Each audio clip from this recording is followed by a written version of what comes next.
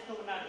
చక్కగా అదే నదీ తీరబడినటువంటి వెళ్ళేటువంటి ఒక సావుకారి ఈ వ్రతాన్ని ఆచరిస్తూ ఉండగా ఆ నదీ తీర్థానికి వచ్చి చక్కగా, ఓ రాజా, సకల రాజ్యం ఉంది, నీకు తినడానికి తిండి ఉంది, కట్టుకోవడానికి వస్త్రం ఉంది స్వామి, ఎందుకే ఈ వ్రతాన్ని ఆచరిస్తున్నావు అని చెప్పి ఆ సావుకారి అడగగా, ఎంత రాజ్యం ఉన్నా కానీ, తినడానికి తిండి ఉన్నా, కట్టుకోవడానికి వస్త్రం ఉన్నా కానీ సంతాన లోపంతో ఈ వ్రతాన్ని మేము ఆచరిస్తున్నాము.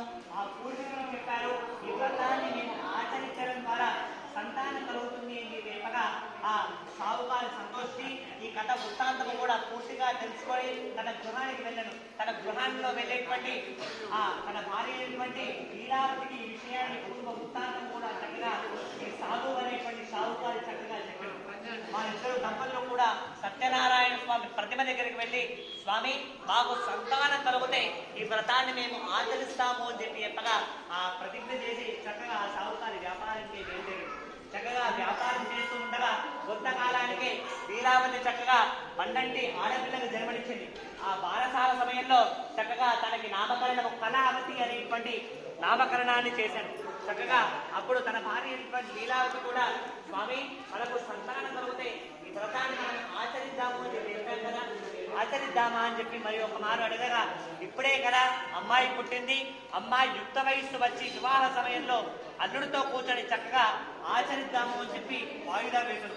సత్యనారాయణ స్వామి చూద్దాములే అని చెప్పేటువంటి చూపుగా చూడగా చక్కగా ఆ కళావతి అనేటువంటి చిన్నని పూర్ణమి చెందువలే నిత్యము దినదినాభివృద్ధిగా చెందుతూ చక్కగా యుక్త వయస్సు వచ్చింది. చక్కగా కులాచార ప్రకారంగా ఆ కళావతికి వివాహం చేశాను ఆ వైశ్యుడు. వివాహ సమయంలో కూడా తన భార్య అయినటువంటి లీలావతి కూడా విషయాన్ని గుర్తు చేసింది.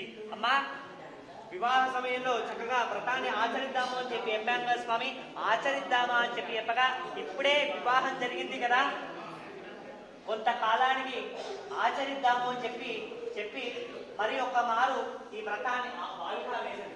చక్కగా అల్లుడితో విశేషంగా వ్రతాన్ని వ్యాపారం చేద్దామని చెప్పి పక్కనే నదీ తీర్థంలో ఉండేటువంటి రత్నస్నానపూర్వకమైనటువంటి మహారాజానికి చక్కగా ఆ ఇద్దరు వైశ్యులు సత్యనారాయణ స్వామికి ఒక్కసారి ఆగ్రహం వచ్చింది. పుట్టినప్పుడు వ్రతాన్ని ఆచరిస్తాము అని చెప్పి చెప్పాడు, యుక్త వయస్సు వచ్చిన తర్వాత కూడా ఈ వ్రతాన్ని ఆచరిస్తాము అని చెప్పి చెప్పాడు, వివాహ సమయంలో కూడా చక్కగా ఆచరిస్తాము అని చెప్పి చెప్పాడు కానీ వాయిదా వేశాడు. వీటిని నశింపజేయుగాక అనేటువంటి నామాన్ని చక్కగా చెప్పగా ఆ రాజ్యంలో చంద్రకేతు మహారాజ్యంలో చక్కగా మాయుదొంగలు పడి చక్కగా ధనాన్ని కొంత తీసుకొని ఆ ఇద్దరు వైశ్యుల దగ్గరికి కూడా వచ్చి ఆ ధనాన్ని నిక్షింపజేసి ఆ మాయుదొంగలు పరుగున ఇద్దరు భటులు వచ్చను.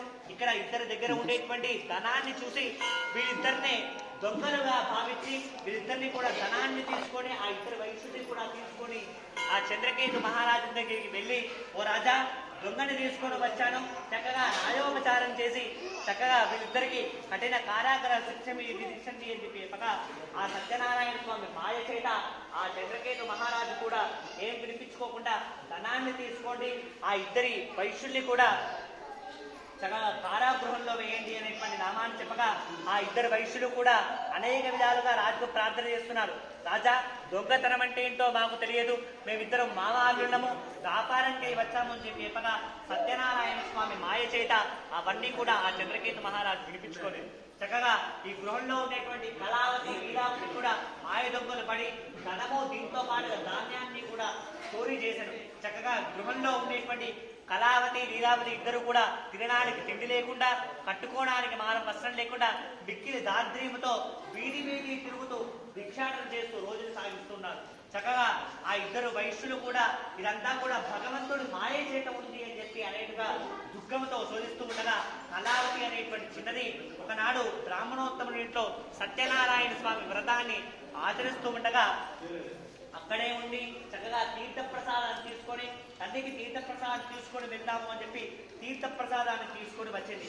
గృహానికి వచ్చేటువంటి కళావతిని ఆలస్యంగా వచ్చింది కదా, ఆలస్యంగా వచ్చేటువంటి కళావతిని చూసి లీలావతి ఏం చెప్పింది అంటే, అమ్మా, యుక్త వయస్సు వచ్చిన దానివి కదా, ఇంత ఆలస్యంగా గృహానికి వస్తే ఎలా ఉంటుందమ్మా అని చెప్పి చెప్పగా కళావతి అనేటువంటి చిన్నది భయంతో, అమ్మా, ఒక బ్రాహ్మణోత్తముడి ఇంట్లో సత్యనారాయణ స్వామి వ్రతాన్ని ఆచరిస్తూ ఉన్నారు, అక్కడే ఉన్నాను, చక్కగా నేను తీర్థప్రసాదం తీసుకున్నాను, నీకు కూడా తీర్థప్రసాదం తీసుకొని వచ్చానమ్మా అని చెప్పి చెప్పగా ఆ తీర్థ ప్రసాదం మహిమ చేత పూర్వ వృత్తాంతం కూడా గుర్తొచ్చింది కళావతికి. చక్కగా లీలావతి ఏం చెప్పిందమ్మా అంటే, అమ్మా నువ్వు పుట్టినప్పుడు ఈ వ్రతాన్ని మేము ఆచరిస్తాము అని చెప్పాము, అందుగురించనే ఆచరించలేదు, అది ఆచరించకపోవడం ద్వారానే ఇలాంటి కష్టాలు కలుగుతున్నాయి అని చెప్పగా కళావతి లీలావతి కూడా మరునాడు ఉదయాన్నే లేచి నిత్య కృత్యములన్నింటినీ కూడా పూర్తి చేసుకొని చక్కగా శక్తోపచారంగా ఈ వ్రతాన్ని చేసింది.